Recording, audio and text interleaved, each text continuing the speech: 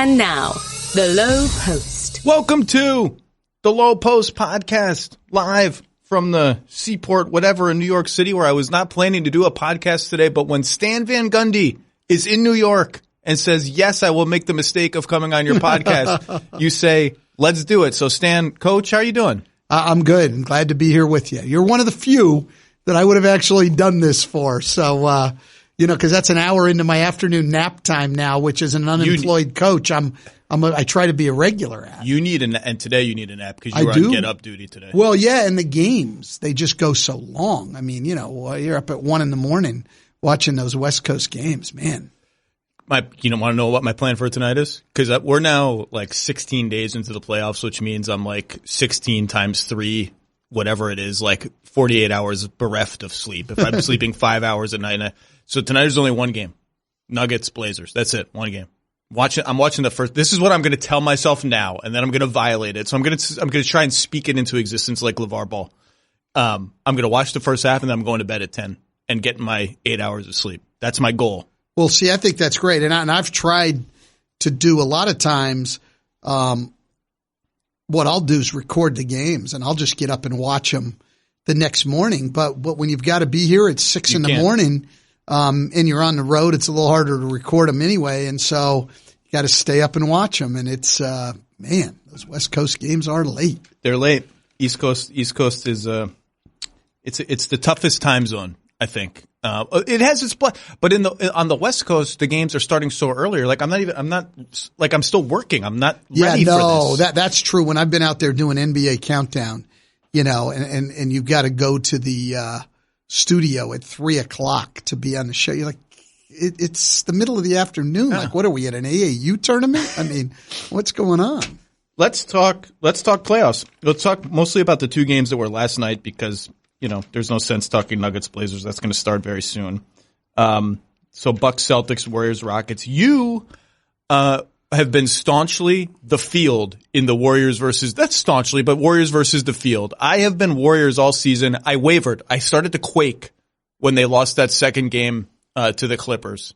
And I thought, this just isn't right. This team shouldn't lose. Now I'm starting to feel better about life.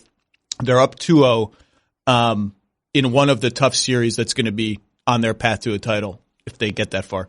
What is Houston having issues with? Where do you see them being able to rebound other than going home in game 3? What can they do to get on the right side of these? Well, I mean, you just said it, rebound. I mean, that's one of the things. I mean, to me, the two biggest factors in game 2, people get so carried away a lot of times with schemes and adjustments and, all of those things. And then you watch last night and you say, okay, you gave the Warriors 18 offensive rebounds. This is a team that's not known as an offensive rebounding juggernaut. 18 offensive rebounds, and then Houston turns the ball over 17 times to Golden State's 12. The result of all that is 14 more shots for the Warriors. Now, that negated what Houston was able to do from three-point range. So field goal percentage is basically identical. Free throws basically identical. Houston shoots the 3 a lot better, but Golden State gets 14 more shots. That was the difference in the game. And so I had a great assistant coach who's now with Billy Donovan in Oklahoma City, Bob Byer. And every time I would start getting into all of the adjustments and schemes and all of that, every time in our coaches meeting would say, that's all well and good. And he'd bring it right back to things like that. But we've got to block out and rebound. We got to run back on defense. We got to take care of the ball. And that's really, if we get to it in basketball, it comes down to those fundamental things more times than it comes down to any great chess move you make as a coach. To your point, the Warriors for the series have rebounded 34.4% of their own misses, which would lead the league by a mile. And you just can't beat them. You cannot beat them giving them extra stuff. You're just not going to beat them. No, one of the things that we used to always talk about, Zach, was you never want to give people second chances. But when you're playing the great shooting teams and you get them to miss, you have to come up with the ball. And offensive rebounding has been something that has virtually disappeared from our game. I know you've talked about it over the years. My brother talks about it all the time. And you sort of wonder from a coaching angle, if you shouldn't make it more of a point of emphasis. And then you've got to figure out your transition defense from there. And you certainly saw the value of it last night with the Warriors. And you're right. Look, I remember coming in the league in the mid-90s, being an assistant to Pat Riley.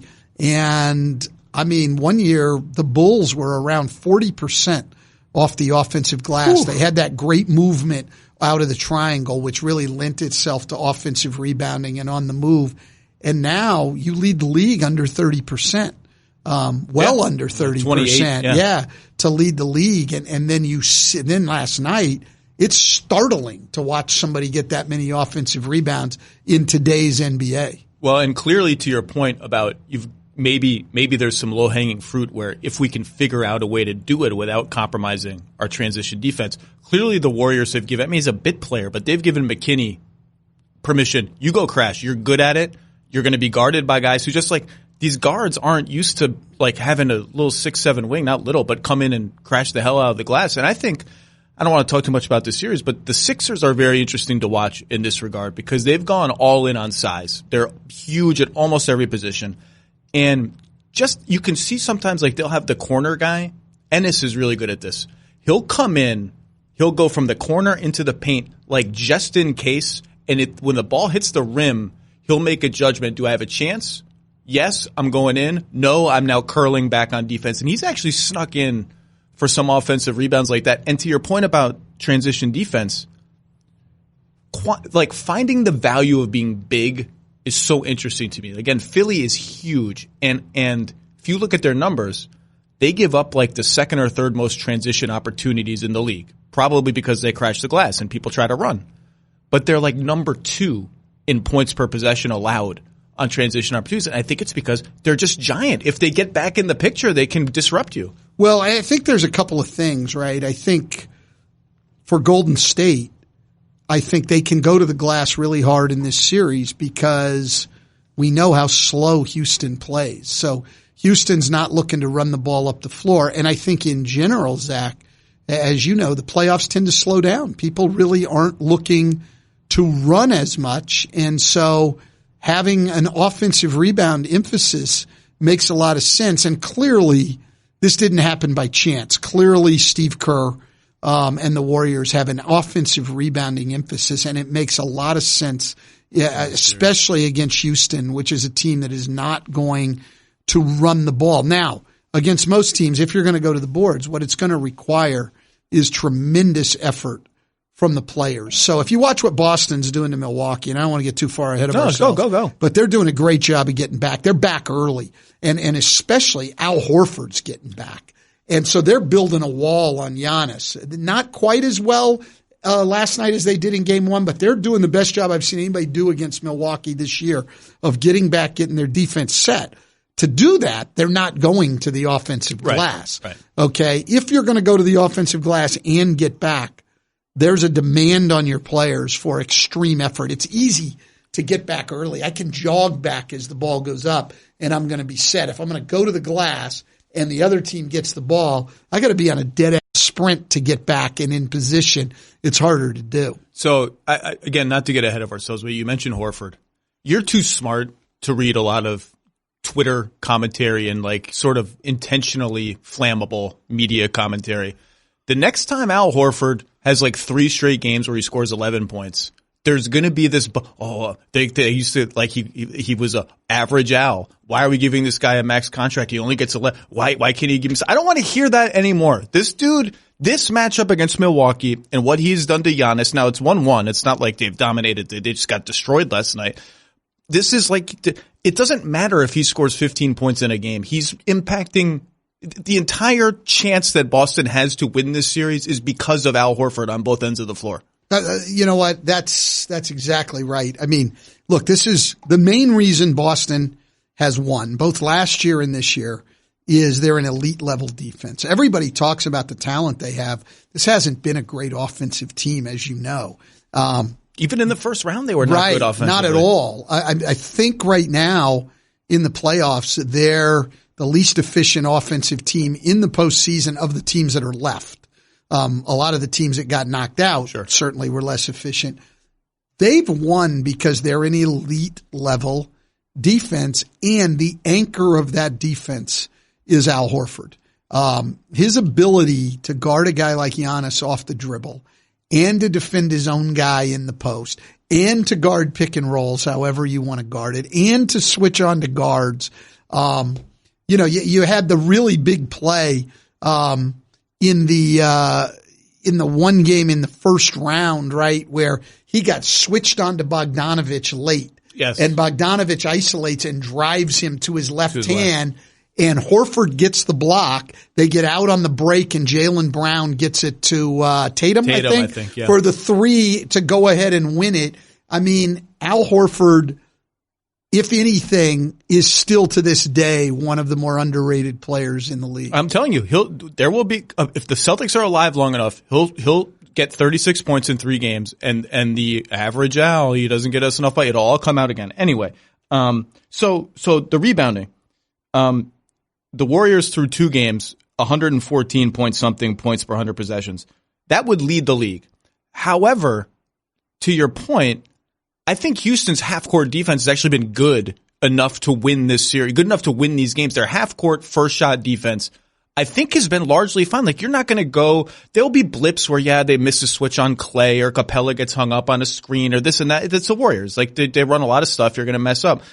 It's the rebounds and the turnovers. Their first shot defense, I actually think, has been pretty solid. Yeah, I would tend to agree with that. And again, you just, as we said earlier, and not to, beat the horse to death, but you can't play the Golden State Warriors and give them 18 offensive rebounds and that many more chances at it. No, they've done a pretty solid job on the defensive end. I think the one thing that is interesting in that series, and you go back to the huge 3 in game 1 that Curry made against Nene. Yeah. And Houston's a team that basically switches everything. And it's really interesting to me, the contrast between Houston and Milwaukee defensively. So Houston has basically switched everything all year long.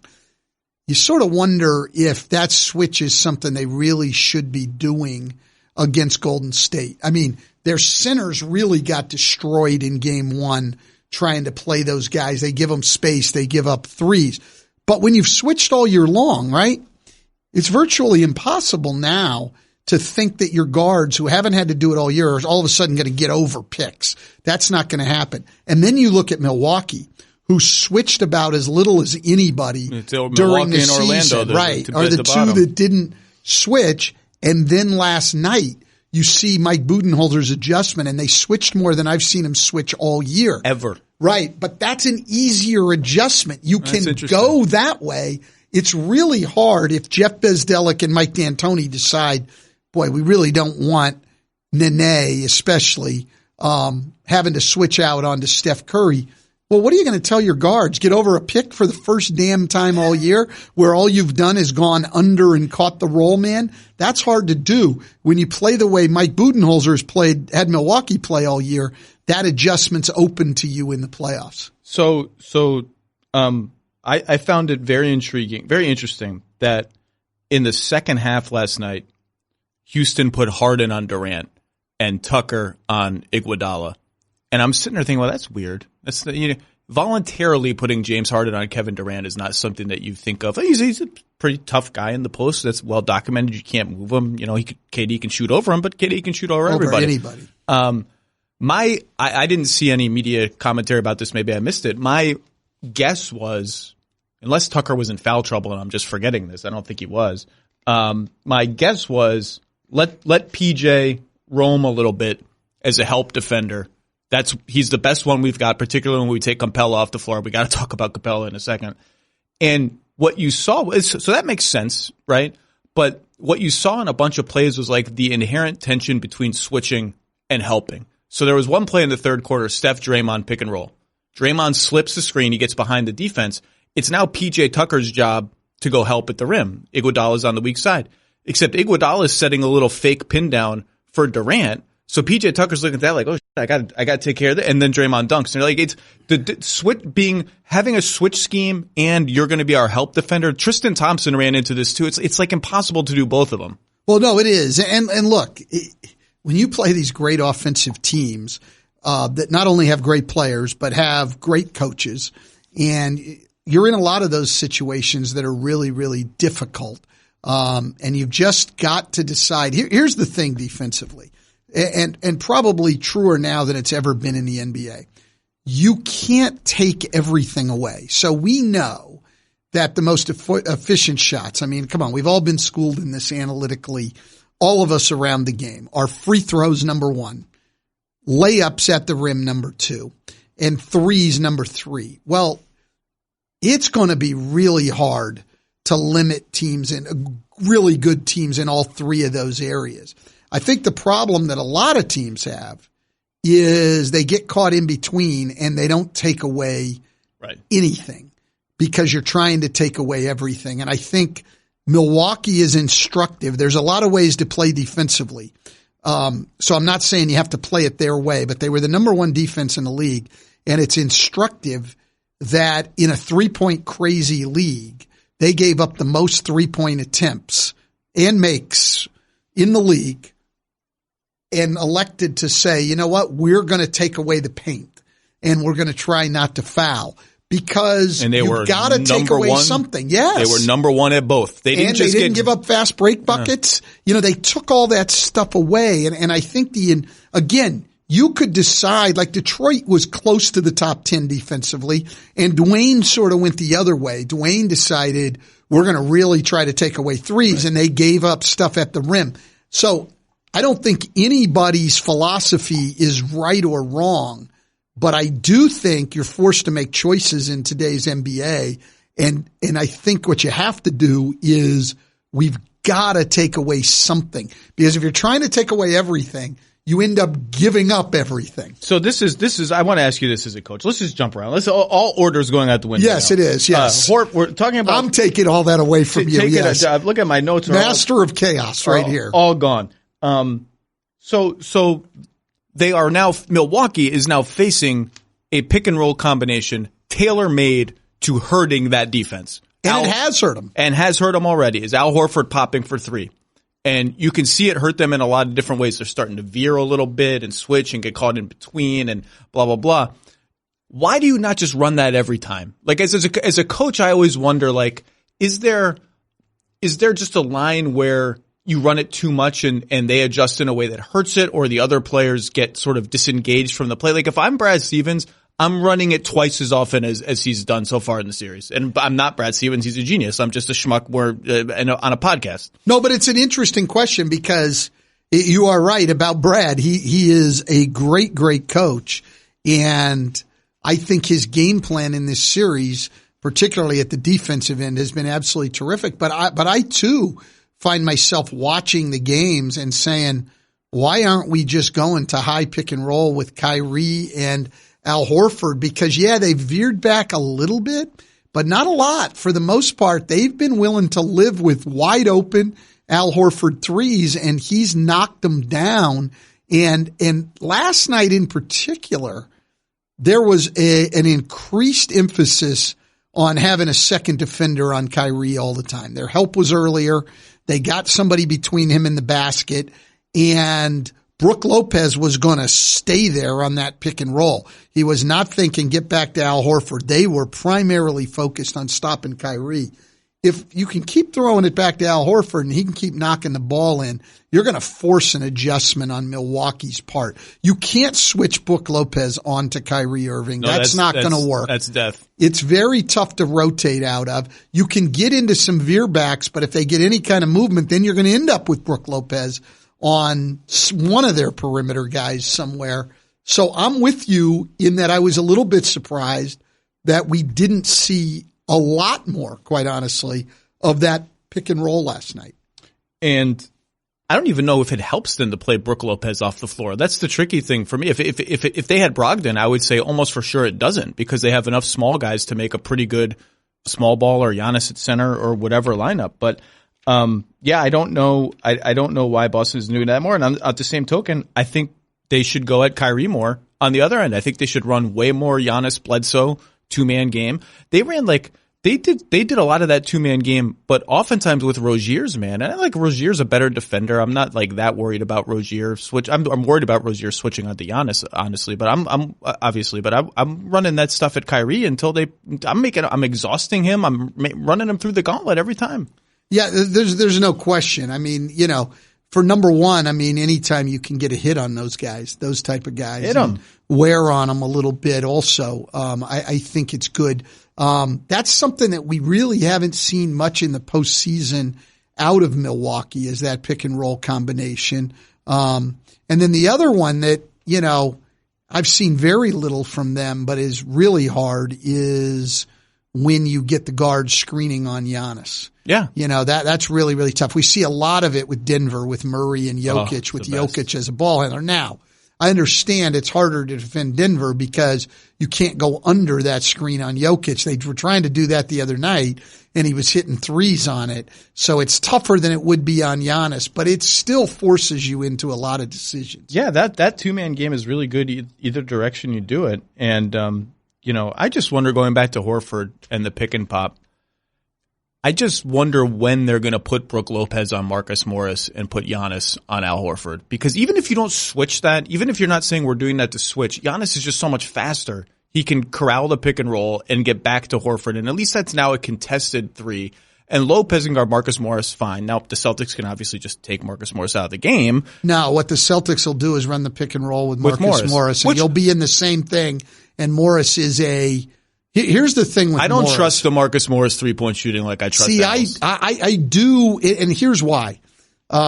Here's the thing. Al won't shoot it every time. That's what if he's open. That's what Milwaukee is actually basing their defense on. And that's exactly right. And Marcus will every time. And so, but I think that's more dangerous. Really, when we would prepare for teams, and you would talk about guys as shooters, the low volume, high percentage 3-point shooters were never scary. Like J.R. Smith got to where he wasn't very efficient, but he scared the hell out of you because J.R. Smith could have one of those games where he hits 6 of them. Yeah. Not 1, not 2.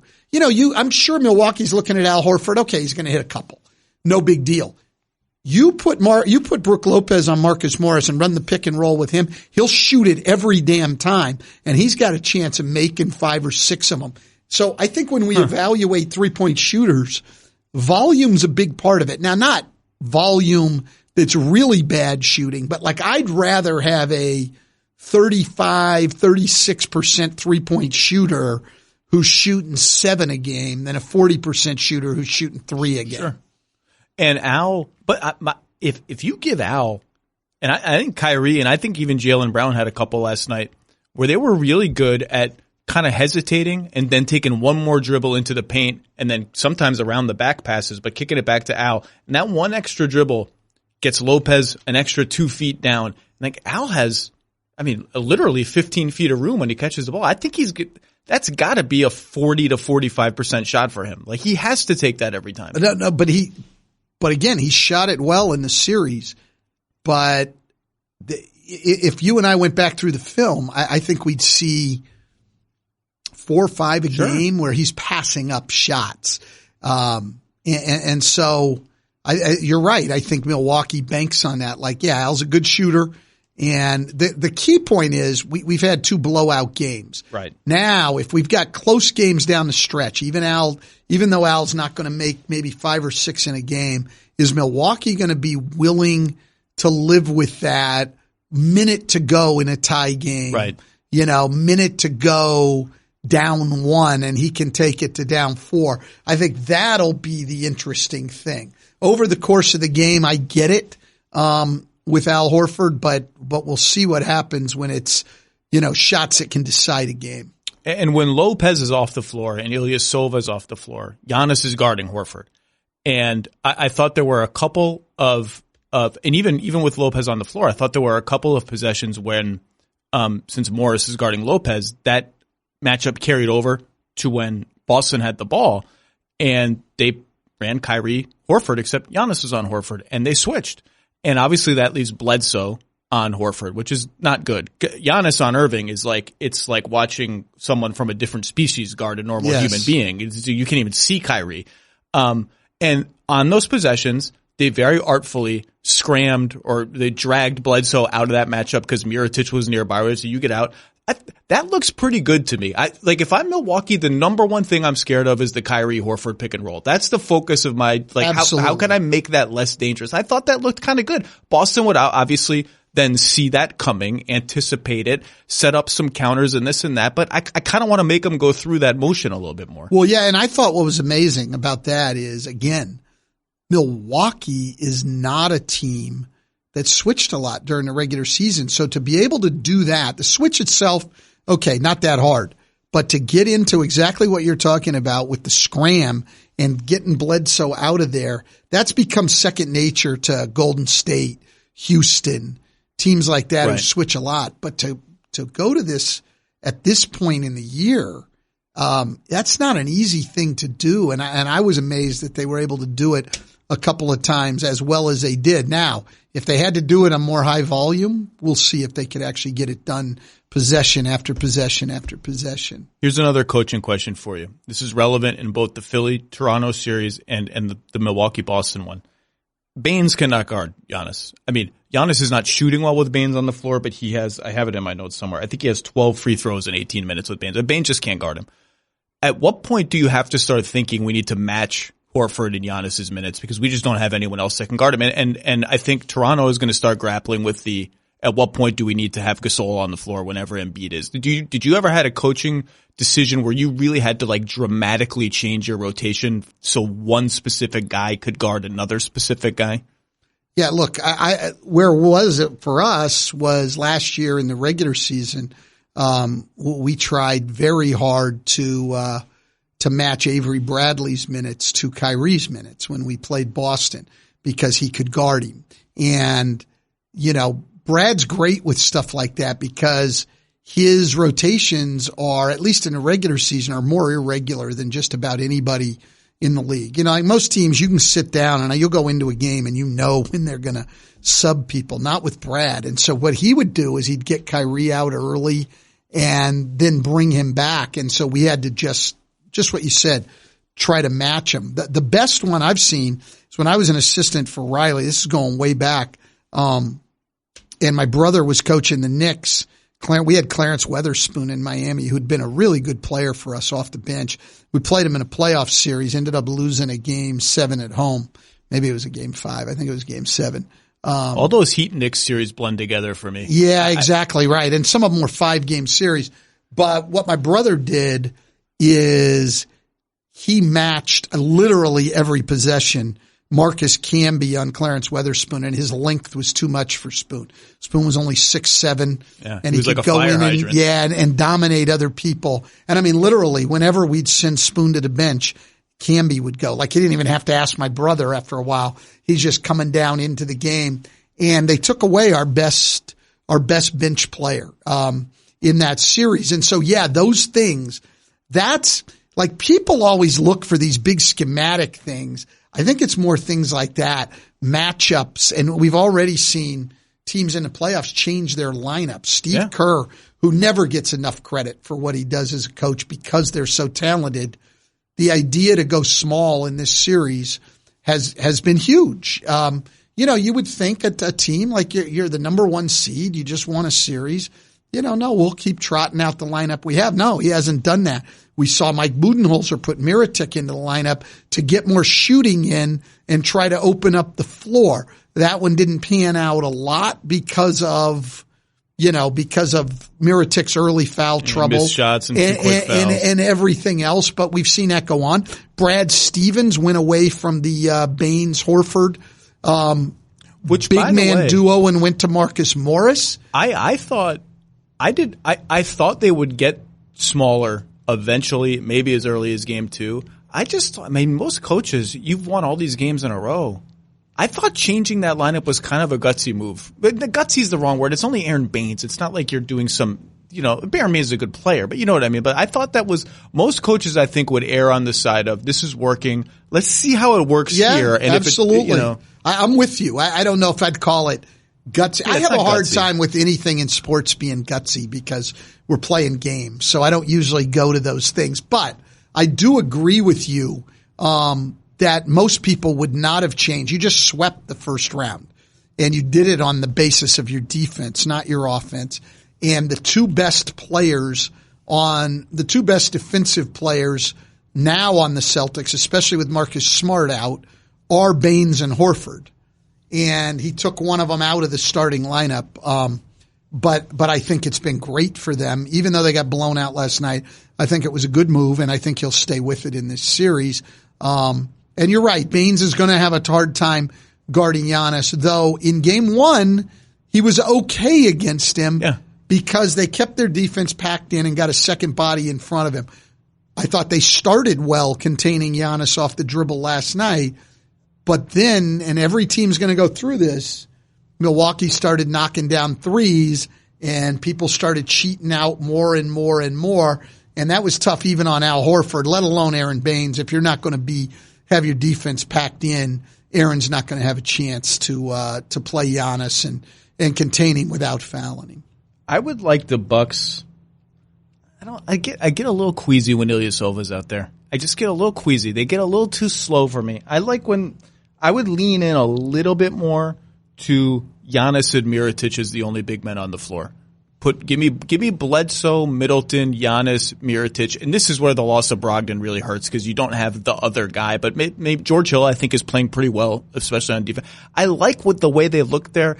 You do risk a little bit on the glass, but like you said, the Celtics aren't going up there and destroying you on the glass. You get a little smaller. I get it. I like when Giannis and Mirotic are out there without Lopez and Ilyasova. To me, if Lopez gets played to the point that his minutes decline, I like that look for them. Yeah, I don't know. I mean, I'm a little biased because I coached Ersan, not for long, but I think Ersan, again, the Bucks are a team that, they're good at both ends of the floor, but they're the number one defense in the league. I think Mike looks to that, and Ersan's a very, very good team defender. We saw him take the charge last night. He's always going to give up his body. And regardless of what's gone on this year with him not taking as many threes or making them, he's still a guy that's a threat. And so people are still going to play him when he's on the floor and give him space. But you bring up a great point with Milwaukee. What's really been underplayed there is the loss of Brogdon.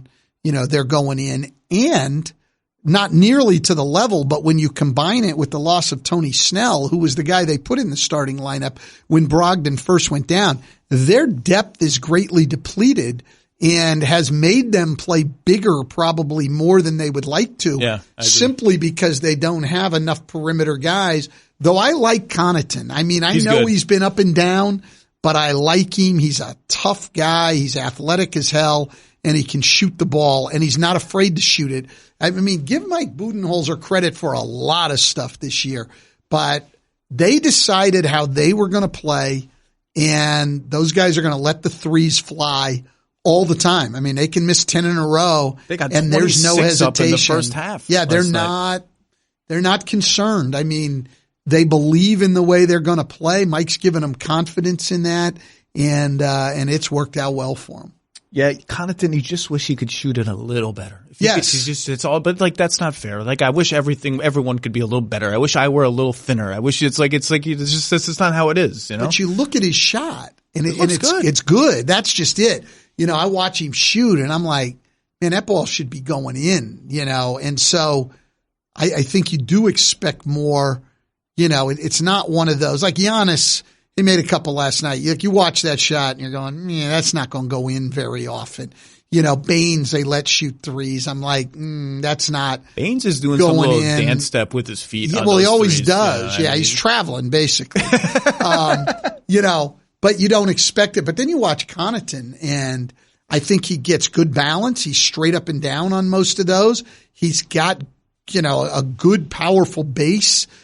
His release looks good. You're just wondering why the ball doesn't go in more than it does. And Snell, to be clear, is healthy. He played garbage time last night, but he had that late season ankle, I think maybe. And it's like one of those late season things where you kind of fall out of the rotation. Maybe you can't do as much conditioning. And then it's like, well, now it's the playoffs. Well, and that's going to be the question with Brogdon even. Yeah. As good as he is, he's going to have been out for so long. Like in the regular season, inserting somebody back in, and it happens all the time. It actually hurts you for 4 or 5 games while that guy's coming back in because He's not playing real well. You're out of a rhythm. Now you're going to put him into let's say he's ready in this series, and you're going to throw him into a 2-2 series in game 5.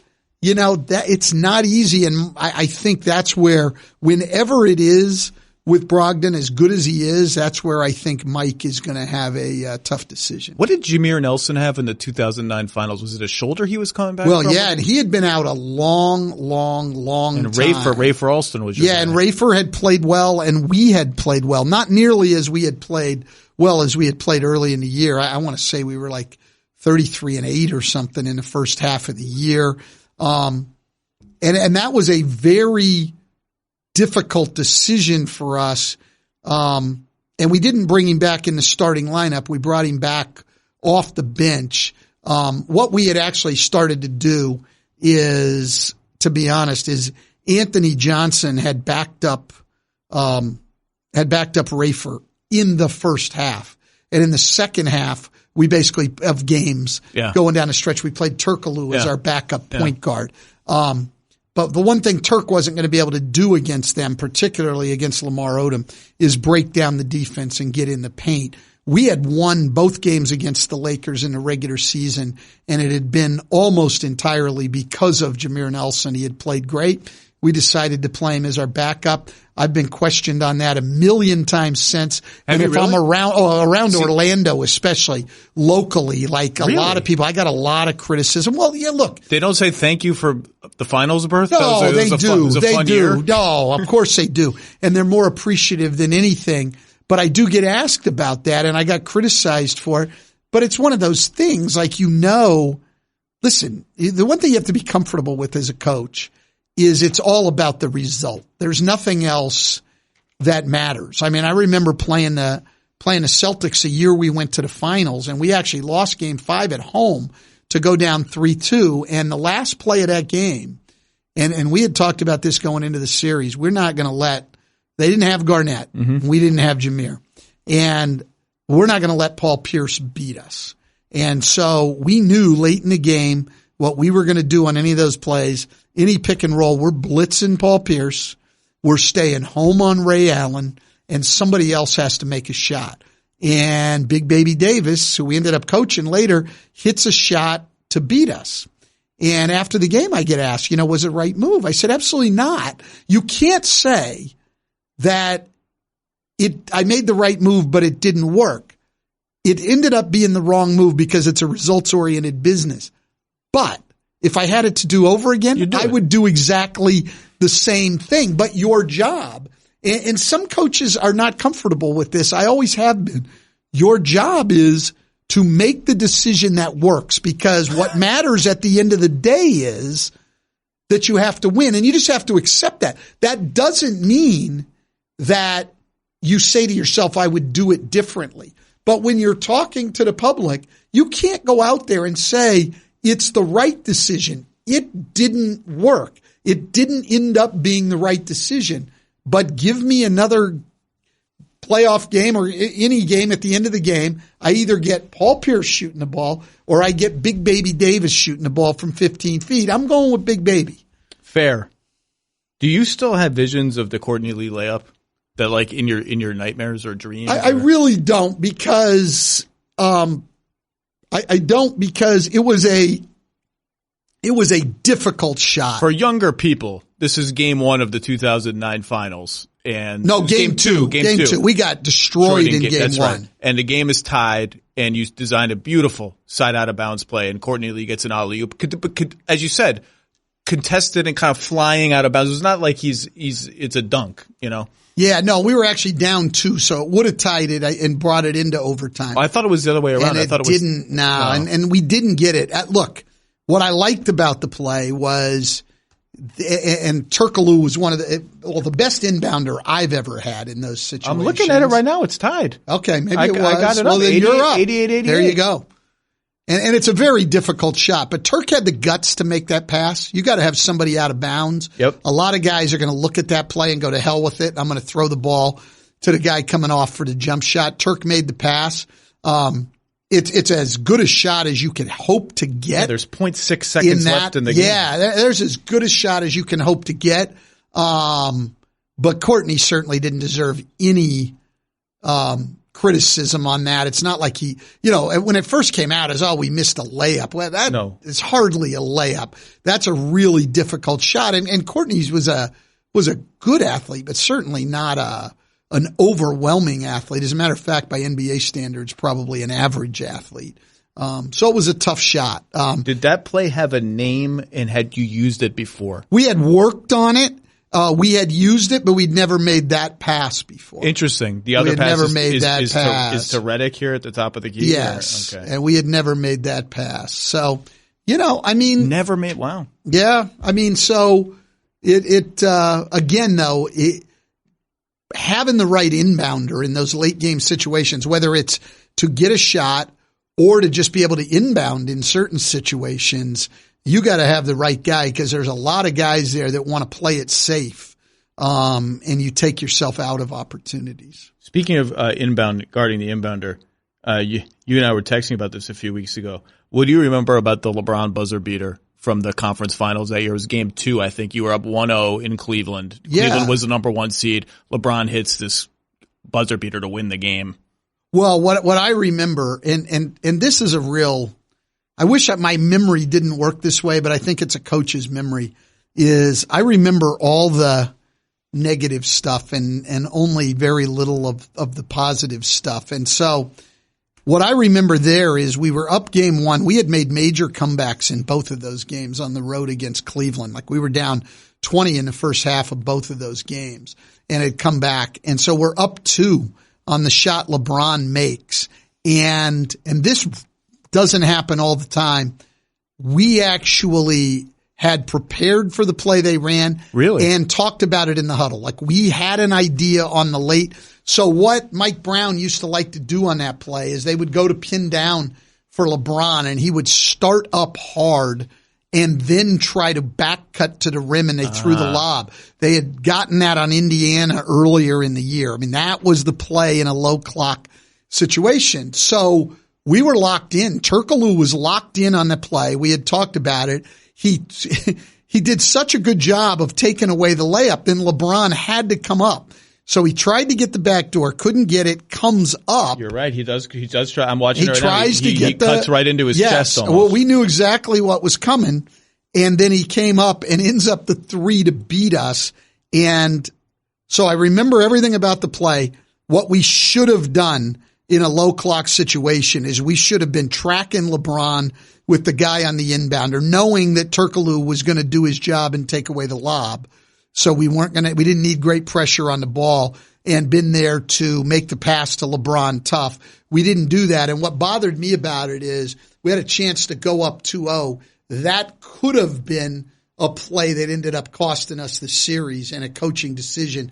And that's how I felt about it right afterwards, that I just pissed away the best opportunity we were going to have to go to the NBA Finals. Now, it ended up that what we pissed away was a chance to sweep that series, because we played really well the rest of the series. But it's funny, in a series that we won, that play sticks with me. I can't name you anything else specifically on a play that happened in that series, and I remember that.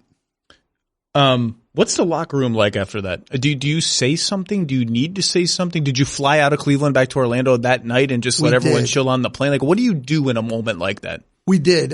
Look, for me, it's tough. I just made sure everybody knew that our execution down the stretch, both offensively to take the lead and defensively on that play, was exactly what we had set up. I told them what we should have done and would do in that kind of situation again, and that it was my mistake and we moved on. And so I was I was really down after that. You go up 2-0 on the road. I mean, it's going to be awful tough to beat you. And we had played well against Cleveland for the 2 years that I had been in Orlando up to that time anyway. But you know what? Our guys, players are a lot better bouncing back than coaches anyway, in my opinion. And our guys, what they took from that series is we're just better than this team. They needed a miracle shot to get one game at home against us. We're better than they are. And they went with great confidence into game 3 and then game 4. So my perspective was not their perspective, thankfully. That statistically is one of LeBron's 2 or 3 best series ever. 38, 9, and 9, I think he put up in that series. Yeah, no, he was fabulous, but part of that was our plan, and so blame it on me.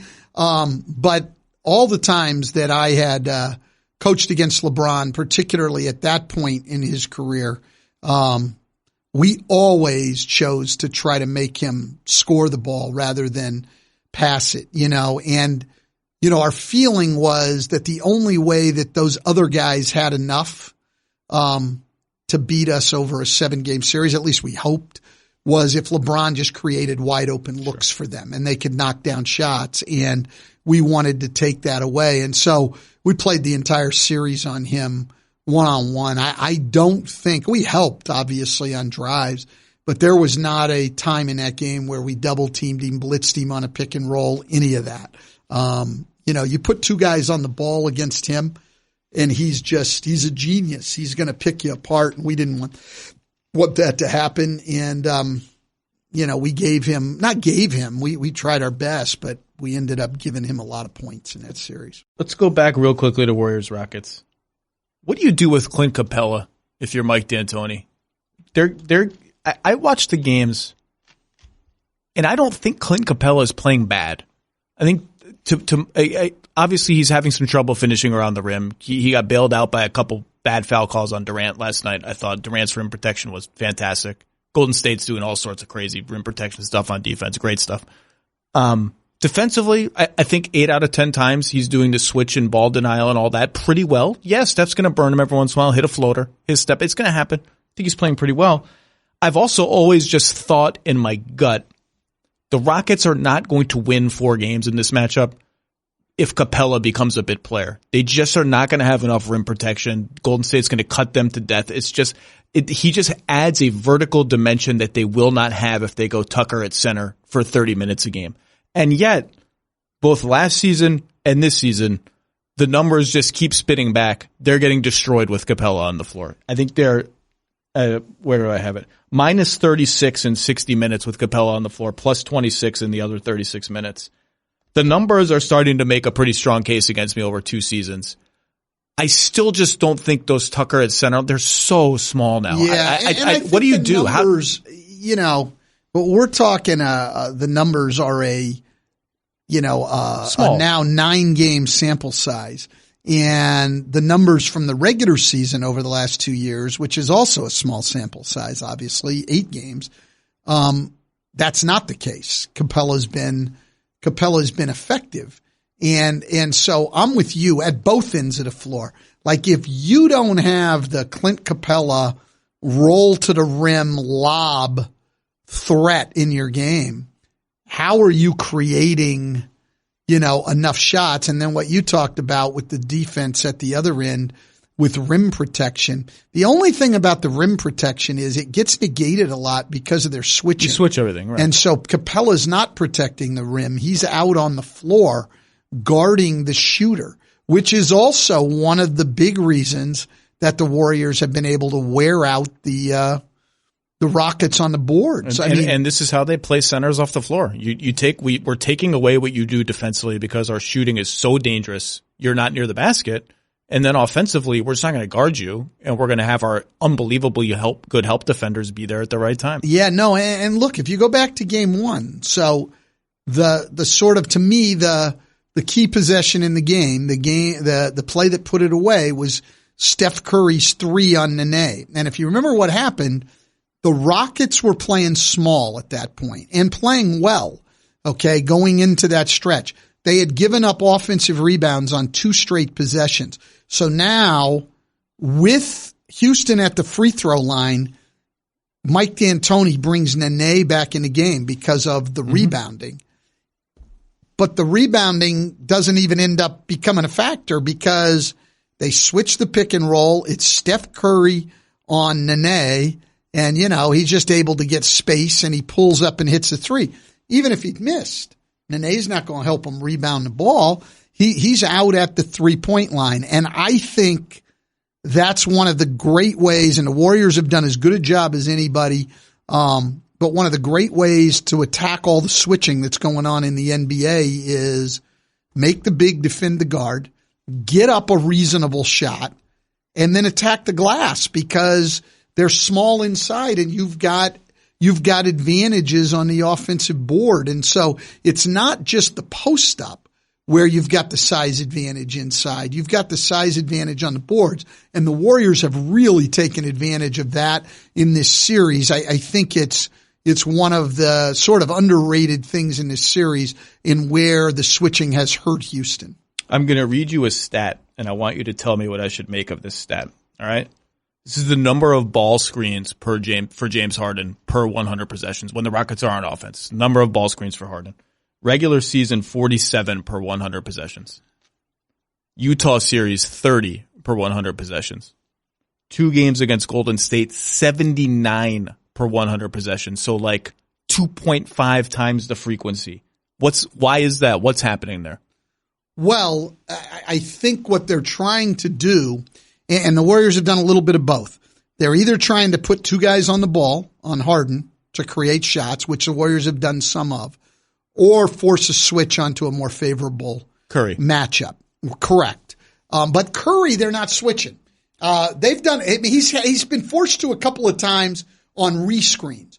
But when Curry's guy comes up, Curry's showing and giving his guy a chance to get over, and he's done a damn good job of it. And Andre, I was going to ask you, why do you think they're not getting the switch? Because Andre has also been great. And I also you nailed it. When Austin Rivers last night, started rescreening, started flipping it around. They started to get switches finally. And I just wonder, like, do they not have good enough? Like, I'm trying to figure out why can't they get the Curry switch? Because they can't get it. Part of it is Golden State, but I think part of it is they're not screening well enough. And Austin Rivers, of all people, I think started setting really good second screens. Well, they did a lot of it with the Clippers, with his dad.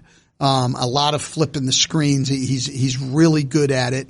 And yeah, that's a tough, Curry's showing and doing a good job of that. When you flip the screen, you get caught on the wrong side and you get forced into that switch. And that's been a difficult thing with them.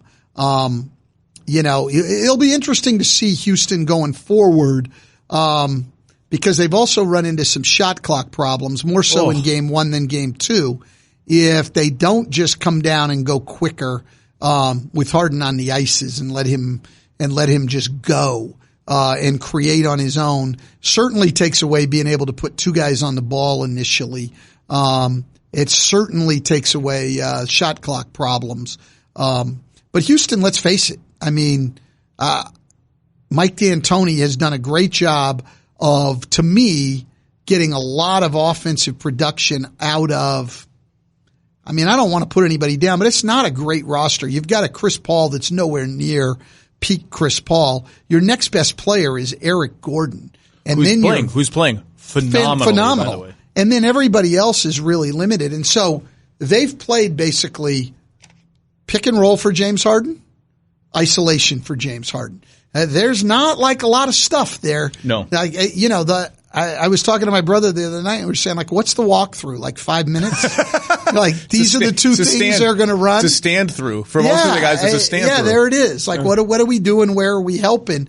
But there's not a lot of, other than out of timeouts, there's not a lot of stuff that you've got to prepare for. See, I think in a weird way, and I wrote about this during the Utah series, I think Harden has almost gotten more comfortable going one-on-one than he is on the pick and roll. Oh, I agree. He doesn't see the second defender, or if he does, it's late. It's after he's beaten his man and the help comes. That's a lot easier to read and pass out of. They had, the one where Clay made the great rotation and steal last night on the lob. That's 2 guys on the ball on Harden.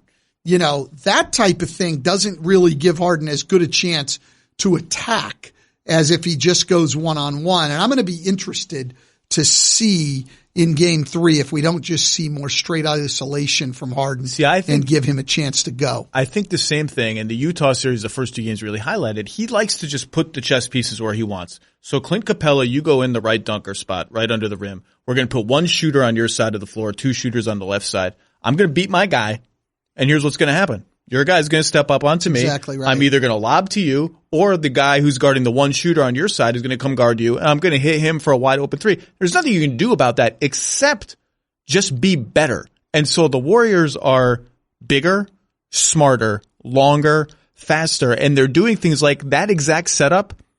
There was a couple plays last night when instead of having Capella's guy move at all, they just brought Draymond Green over from the other side of the floor off of PJ Tucker and said, the only pass we're giving you is the backhanded lefty pass to PJ Tucker above the break, because we're just going to live with PJ Tucker shooting. Absolutely. And he made a couple to his credit.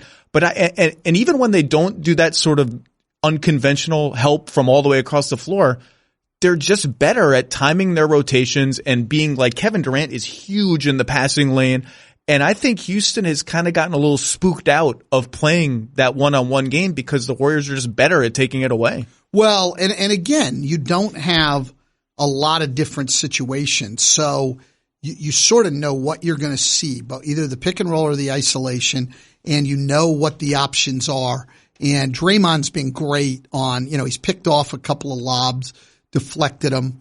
He reads Harden, what he's doing really well. He's the best I've ever seen. I don't know how he tricks people into he's fantastic. He jumps at you. He feints at you. You throw the lob. The ball's still in your hands, and he's already on the way back to tip the lob. It's uncanny. No, it really is. And then, Durant's length, and my brother's been talking about it for 2 series now, but he's absolutely right.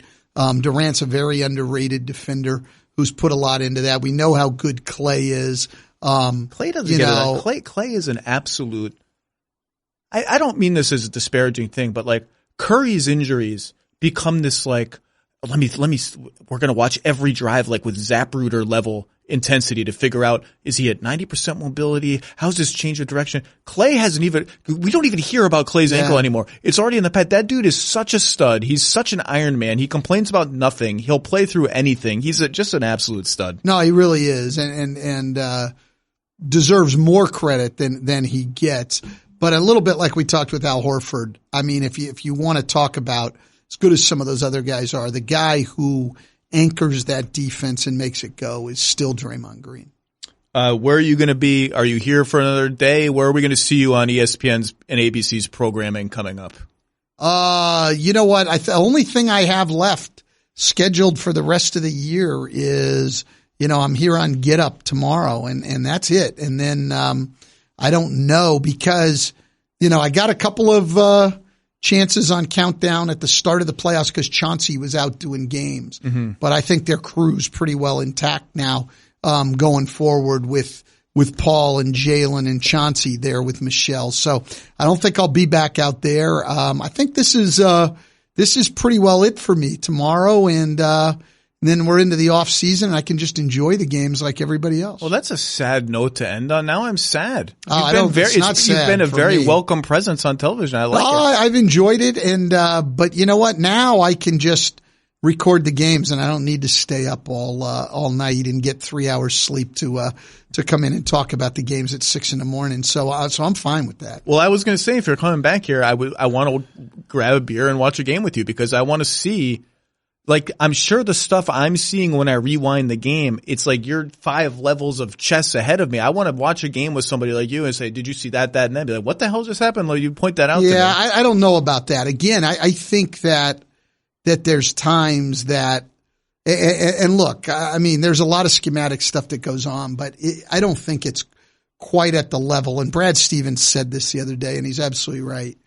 Like, it's not quite at the level everybody thinks. It's pretty simple stuff. I mean, it really is. It's so, if you went into Boston's game plan, from what I'm seeing their big game plan is run back early and fast and get in front of Giannis. That's their biggest part of the game. Dribbling.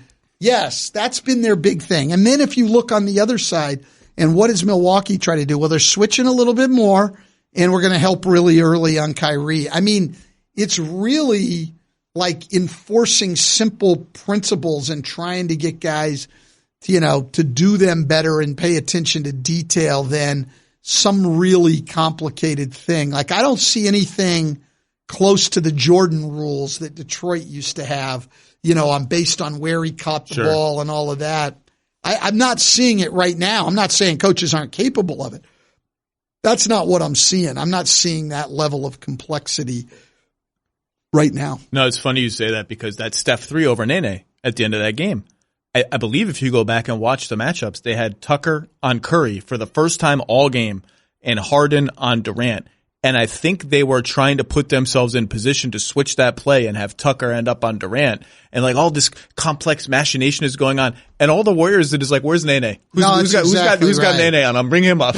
And that's what we're seeing. And I'm not sure this part is good for the NBA because, you see Portland and Denver. That series is going to be pretty good, as was the Denver-San Antonio series in terms of seeing more player movement. Yes. And the ball moving.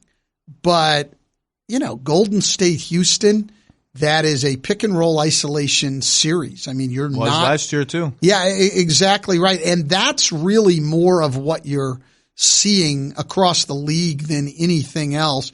And I think that's going to become a little bit of a challenge going forward. I could be wrong. But I know I look at it and I don't find it exciting to watch guys just standing behind the 3-point line shooting the ball. I mean, that's basically what I can see at a pickup game at the YMCA, just with a lot higher level players. When I think the NBA, I'm thinking of these guys' athleticism, their decision making. I'm thinking plays at the rim, the help's coming. Can I finish over the guy? Can I make the pass? And now every team, has basically got two guys just standing in the corner who don't do much of anything. And then we're either seeing an isolation or a pick and roll. I don't know. I think the league tends to look at it and say, well, there's more points being scored. Number of points on the board to me is not what makes a game exciting. And some of the threes are exciting. Steph Curry, exciting. To me, Harden step backs, that's different.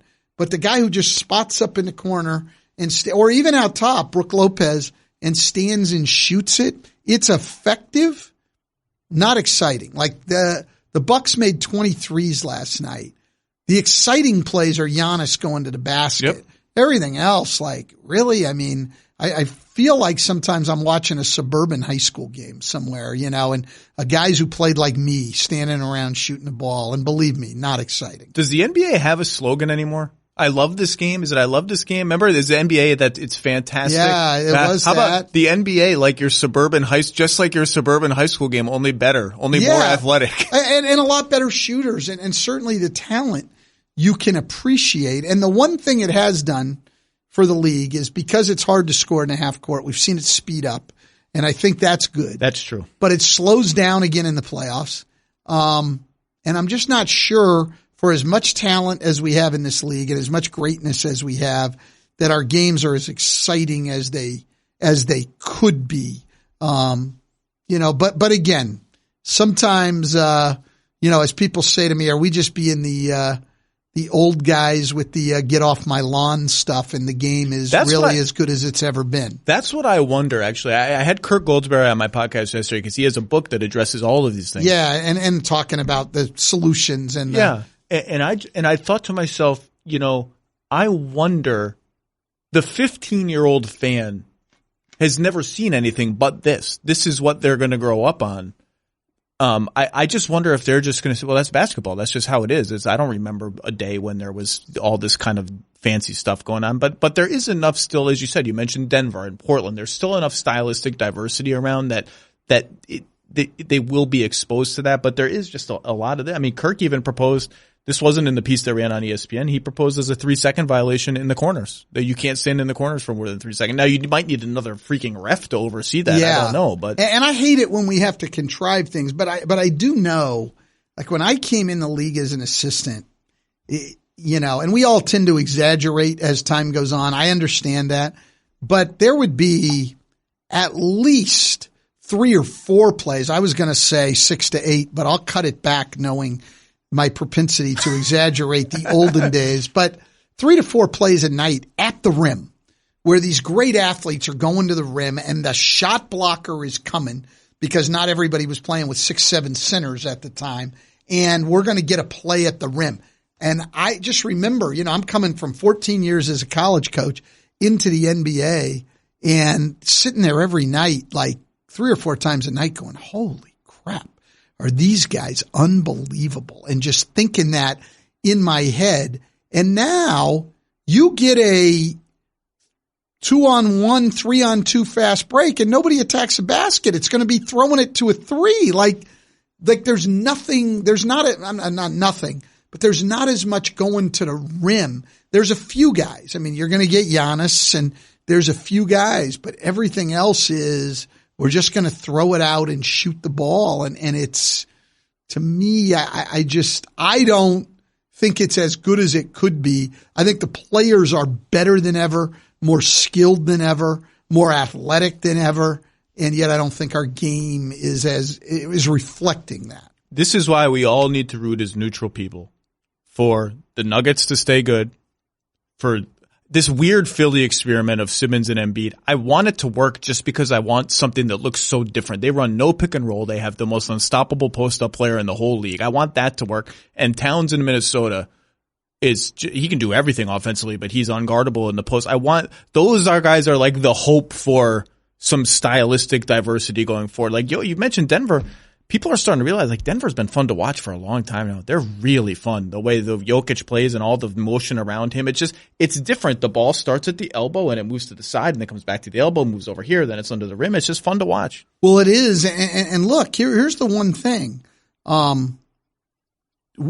think even with our analytics, one of the things we have to sort of do is, or not do, is not assuming that regular season analytics hold up in the playoffs, because we are seeing in the playoffs the return of the mid-range game. If we go from the restricted area out to the arc and we look at the most efficient offensive teams in the playoffs, they're the teams that are taking more mid-range shots than other people by and large. Not Milwaukee of the best teams, but everybody else. Golden State, ton of mid-range shots. Denver, ton of mid-range shots. Philly, a lot of mid-range shots. And those are the most efficient offensive teams in the league.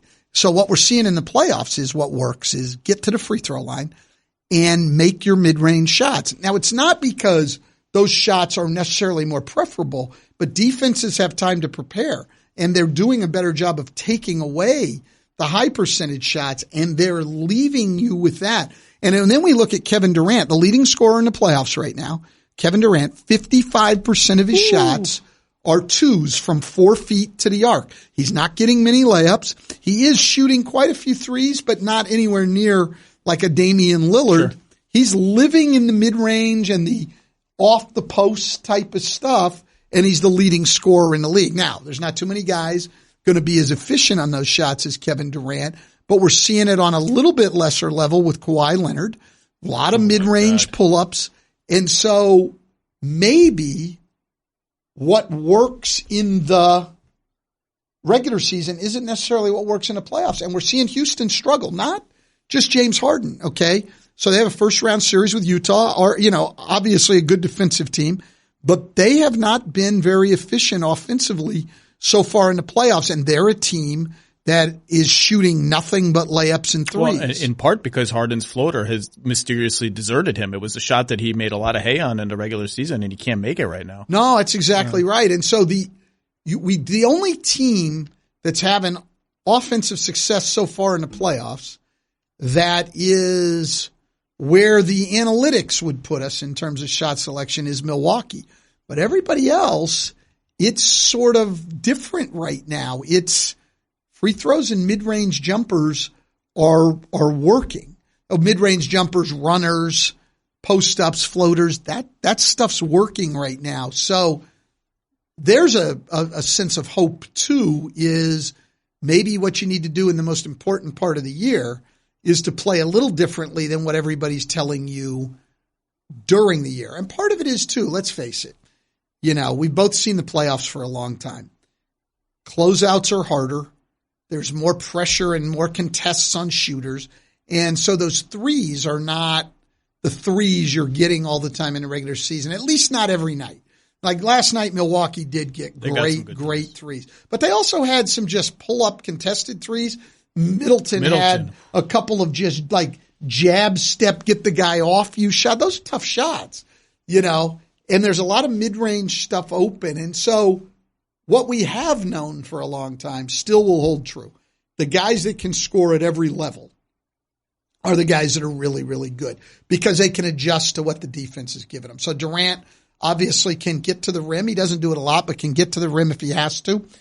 He can make all the mid-range stuff and post-up stuff, and he can shoot the three. Kawhi, the same thing. Those are the guys that are going to have great, great success at the biggest times of the year. And to your point, playoffs, you play the best defenses, and they make you play the shot clock. Sometimes you're just not going to get a better shot than the 12-footer with 11 on the shot clock. You better take it. Well, and I think that what it says to us as coaches is even if you're in a place that wants to shoot nothing but free throws, layups, and threes. Milwaukee, Houston, Portland to a degree. Even if that's where you are, you've got to still work on all those pull-ups because, like you said, sometimes that's the shot you're going to end up with against the best defenses, and your ability to make that shot, at least have a couple people who can make those shots, is going to be the difference between winning and losing in the playoffs. All right, Coach, go take a nap. You need a nap. I'm going to do that. Go take a nap. Stan Van Gundy, it's just a pleasure talking to you. You know this game back and forth, and you've forgotten more today than any of us know about the game. So it's a pleasure to see you. Thanks for coming on the pod, and I'll look for you on Get Up, and I'll hope to see you somewhere else after that. Thank you very much.